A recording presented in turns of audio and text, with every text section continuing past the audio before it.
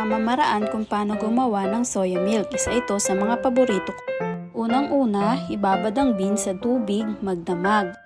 Parang kayo ng jowa mo, nung bago-bago pa lang kayo. Babad na babad ang oras niya sa'yo. Tama ba o tama? Pangalawa naman, sa sunod na araw, hugasan at i-blend sa tubig ang beans. Parang ikaw, maghilamos ka din galing sa magdamag mong pakikipag-usap, paggising. Bala ka dyan. Ang love madalas sa una lang yan. Una lang yan sweet, pero bahala kayo dyan mag-isip. Ito na, pangatlo, salain na ang katas ng beans. Yan lang, salain mo with tela. Ayan, ganyan-ganyan lang siya.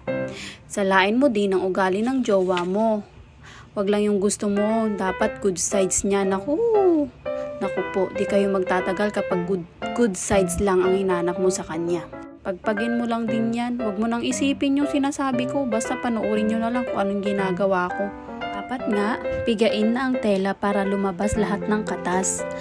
Gaya ng pagpiga mo sa ugali niya, huwag kang aasa na di magbabago ugali niya. 5, pakulaan na ito at maglagay ng asukal or anumang bet mong panlasa na matamis.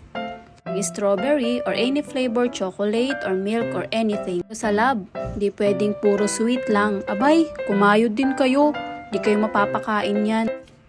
Ayun nga, antayin lang natin siyang kumulo. Bantayan nyo po kasi pag umapaw po yung di mabantayan ang na yan. Matatapon, masasayang lang. Once na hindi mo mabantayan po yan is lumalabas yung bula, parang bula-bula niya. Ayan, maglagay ka ng asukal kapag kumukulo na po siya.